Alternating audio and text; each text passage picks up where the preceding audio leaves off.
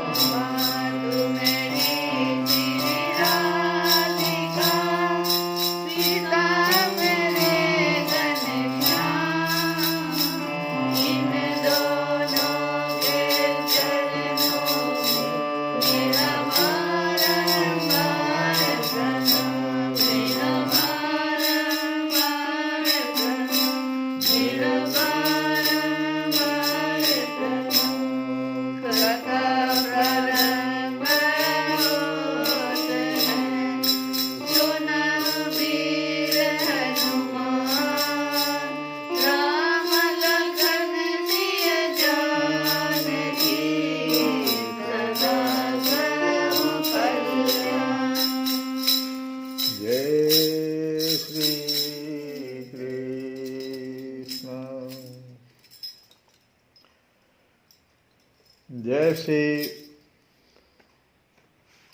अर्जुन ने सारी बातें बता दिया। महाराज युधिष्ठिर को सूत जी कह रहे हैं कि भगवान के स्वधाम गमन की का जो वृतांत है और यदुवंश के संहार का वृतांत, दोनों जो युधिष्ठिर जी जब सुने तो उन्होंने स्वर्गारोहण का निश्चय किया।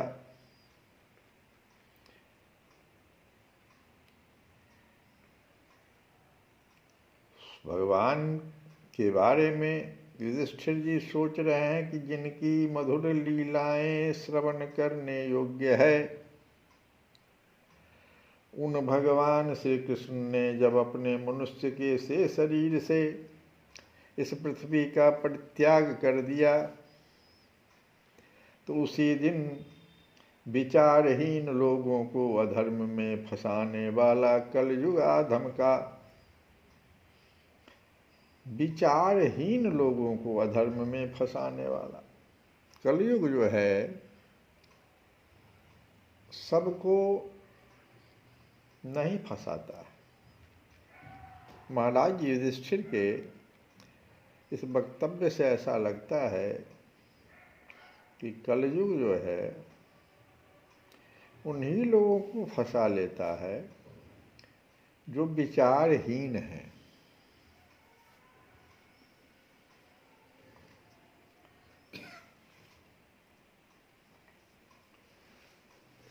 ये इस बात को गीता में भगवान कृष्ण भी अर्जुन से कहे एक बार कि देखो अर्जुन, जो मनुष्य का जीवन है उसका लक्ष्य क्या होना चाहिए, मनुष्य के जीवन का लक्ष्य होना क्या चाहिए? भगवान की प्राप्ति, और इसके लिए भगवत प्रीत्यर्थ शास्त्रों का सेवन करें। अपने स्वार्थ हेतु अर्थ उपार्जन नहीं करे। हम लोग कल की कथा में सुने कि स्वार्थ हेतु अर्थ उपार्जन से 15 अनर्थ पैदा हो जाते हैं। अतः अपने स्वार्थ हेतु अर्थ उपार्जन ना करे, जीवन का लक्ष्य भोग ना रखे, भगवान को रखे।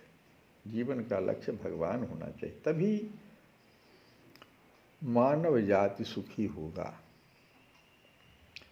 भोग का चिंतन ही सर्वनाश का कारण होता है, पतन का कारण बनता है। भोग का चिंतन कोई एक व्यक्ति ऐसा है जो अच्छा पुरुष है, मान लो ब्राह्मण के घर में पैदा लिया, कथा में हम लोग सुने थे, लेकिन उसकी सिर्फ एक घड़ी के लिए संगति हो गई विषयों से, बुरी संगति, बुरे विषयों से संगति हो गई, और उसका किस प्रकार से पतन हुआ। तो भगवान कहते हैं कि अच्छा पुरुष है, परंतु विषयी पुरुषों से संगति अगर उसकी हो गई है, पुरुष अच्छा है,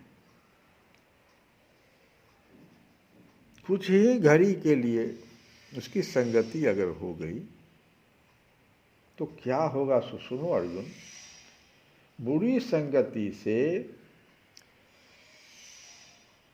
उनमें आसक्ति पैदा हो जाएगी,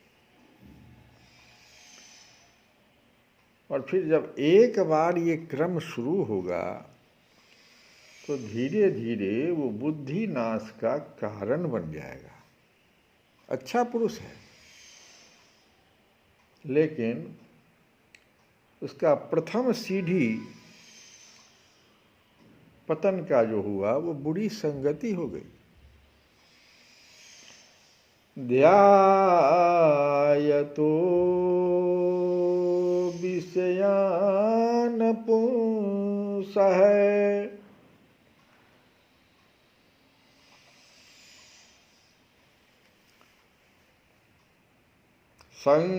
संगस्ते उपजायते, उसकी संगति करने की इच्छा हो जाती है।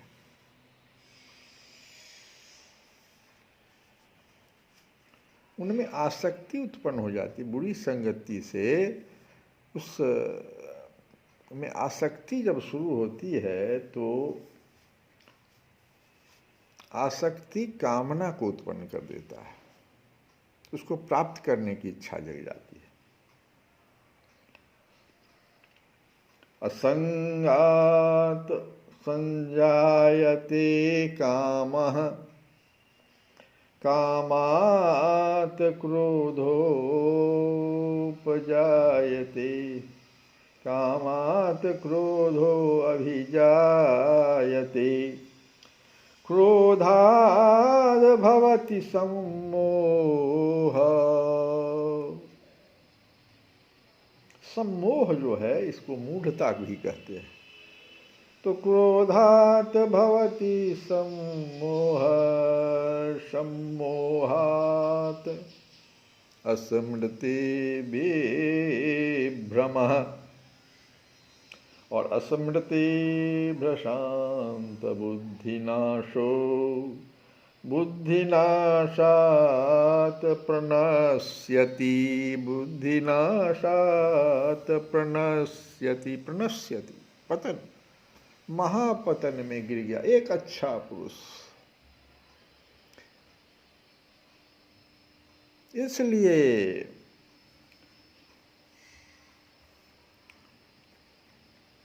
युधिष्ठिर जी को यह बात याद थी। कहते हैं कि कलयुग जो है उन्हीं लोगों को चुन लेता है। कलयुग तो स्थान ही 5 मांगा, 4 ही मांगा था, एक और ले लिया 5वां, लेकिन उसमें जो है सब जो भी स्थान कलयुग ने मांगा वो सब तो देखो वहाँ बुरी संगति है।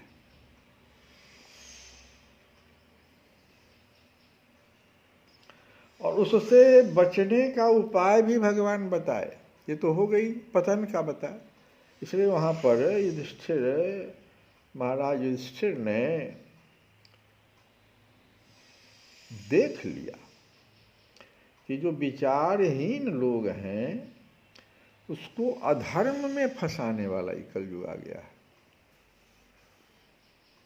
जो कार्य नहीं करना उस कार्य की ओर ही प्रेरित कर देगा। अब इससे बचने का उपाय भी भगवान जो है कहते अर्जुन से कि देखो अर्जुन, मन जो है ना, मेरा मन, वही मन जो है सबसे बड़ा मित्र है मेरा, दूसरे का नहीं, मेरा ही, जिसका मन उसी का मित्र। तो मन ही सबसे बड़ा मित्र है और मन ही सबसे बड़ा शत्रु है। मनैव मनुष्याणां कारणं बन्धमोक्षयो, बंधन का कारण भी मन ही हो जाता है, जीवन मरण के बंधन का, और मोक्ष का कारण भी मन ही हो जाता है। तो कैसे? तो बंधया विषयान संगो, तो विषय में जब ये आसक्त हो जाता है मन तो फिर बंधन का कारण होता है। और मुक्तया निर्विषयाम मना, जब निर्विषय हो जाता है ये मन तो फिर इस मोक्ष की ओर ले जाता है। मन को, व्यक्ति को खुद के प्रयास से ही खुद ऊपर उठाना चाहिए, कोई दूसरा उसको सहायता नहीं कर सकता है। उद्धरेतात्मनात्मानं अनात्मना नावसादयेत्। इस आत्मा बुद्धि व्यक्ति को खुद के प्रयास से खुद ऊपर उठाना चाहिए। नकारात्मक सोच और बुरी संगति से अपने को पतन में जाने नहीं देना चाहिए। और हम बता ही दिए कि सबसे अच्छा मित्र मन है, सबसे बड़ा शत्रु भी यही है। मन को नियंत्रित करने के लिए फिर शास्त्रों का सदा चिंतन, जहाँ भी कथा हो रहा हो उसको श्रवण कीजिए, साधु संगति, साधु संतों की संगति कीजिए, और ध्यान और योग की क्रिया जो बताई गई है शास्त्रों में उसको अपनाइए। तो इस प्रकार से हम बच सकते हैं। इस कलयुग से हम बच सकते हैं। युधिष्ठिर जी ने देखा कि देश में, नगर में, घरों में और प्राणियों में कैसे देख लिया उन्होंने कि लोभ बड़ा बढ़ रहा है, असत्य, छल, हिंसा आदि अधर्मों की बढ़ती हो गई है। तब युधिष्ठिर जी ने महाप्रस्थान का निश्चय किया। उन्होंने अपने सबसे प्रिय जो पौत्र, जो बड़ा विनयी भी है, परीक्षित जी को बुलाया, जो गुणों में उन्हीं के समान थे। समुद्र से घिरी हुई पृथ्वी के सम्राट पद पर हस्तिनापुर में उनको अभिषिक्त कर दिया। उन्होंने मथुरा में सूर सेनाधिपति के रूप में अनिरुद्ध के पुत्र वज्र का अभिषेक किया। इसके बाद समर्थ युधिष्ठिर ने प्राजापत्य यज्ञ करके वनीय आदि अग्नियों को अपने में लीन कर लिया, अर्थात गृहस्थाश्रम के धर्म से मुक्त हो गए। इसी को कहते हैं प्राजापत्य यज्ञ, गृहस्थाश्रम के धर्म से मुक्त होना। उन्होंने संन्यास ग्रहण किया। युधिष्ठिर ने अपने सब वस्त्राभूषण आदि वहीं छोड़ दिए एवं ममता और अहंकार से रहित होकर समस्त बंधन काट दिया। उन्होंने दृढ़ भावना से वाणी को मन में, मन को प्राण में, प्राण को अपान में, देखो ये ध्यान की क्रिया, योग की क्रिया यहाँ बताई जा रही है। मन को प्राण में, प्राण को अपान में और अपान को उसकी क्रिया के साथ मृत्यु में तथा मृत्यु को पंचभूतमय शरीर में लीन कर दिया। इस प्रकार शरीर को मृत्यु रूप अनुभव करके उन्होंने उसे त्रिगुण में मिला दिया। त्रिगुण को मूल प्रकृति में, सर्व कारण रूपा प्रकृति को आत्मा में और आत्मा को अविनाशी ब्रह्म में विलीन कर दिया। उन्हें यह अनुभव होने लगा कि यह संपूर्ण दृश्य प्रपंच ब्रह्म स्वरूप है।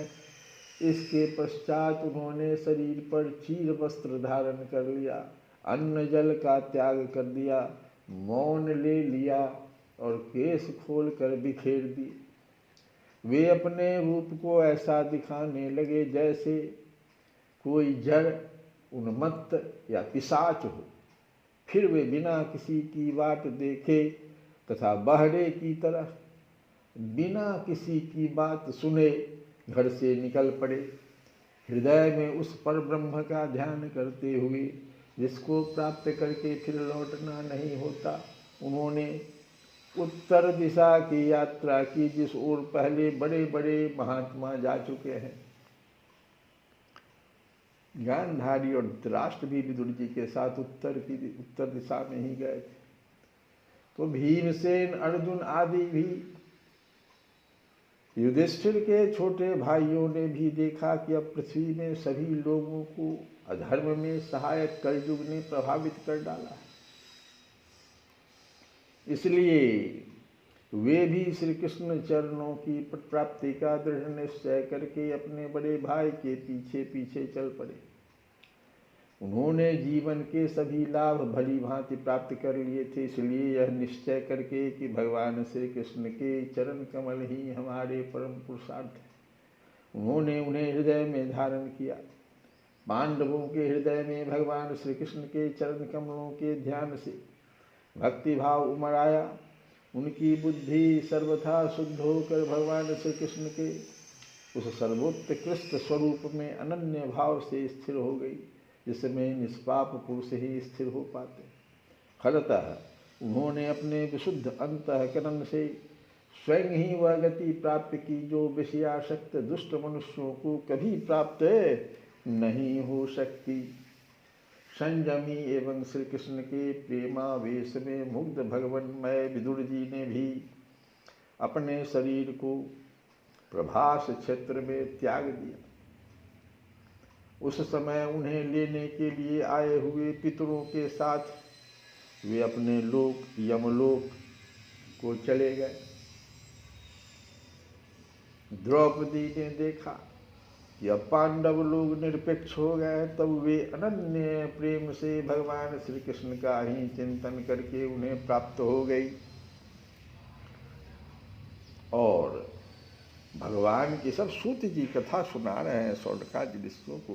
तो भगवान के प्यारे भक्त पांडवों के महाप्रयाण की अब सूत जी कहते हैं कि सुनो भाई ऋषि मुनियों, ये जो अभी हमने कथा सुनाई पांडवों के महाप्रयाण की, ये जो है कथा परम पवित्र है और मंगलमयी है।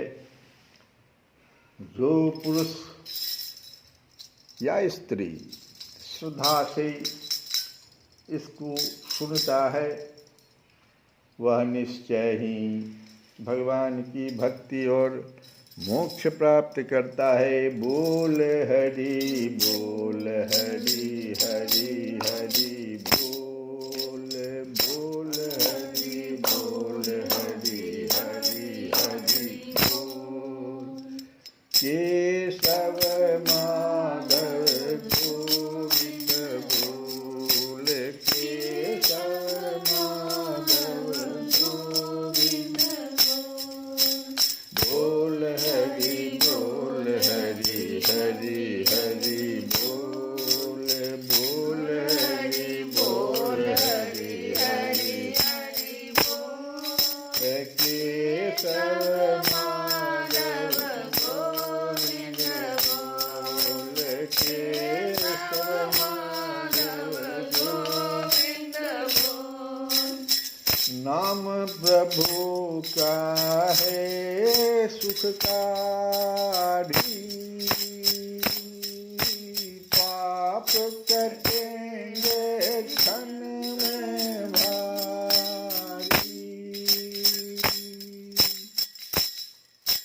नाम का पी ले अमृत घोल, केशव माधव गोविंद बोल, केशव माधव गोविंद बोल, बोल हरि बोल हरि हरि हरि बोल, बोल हरि बोल हरि हरि हरि बोल।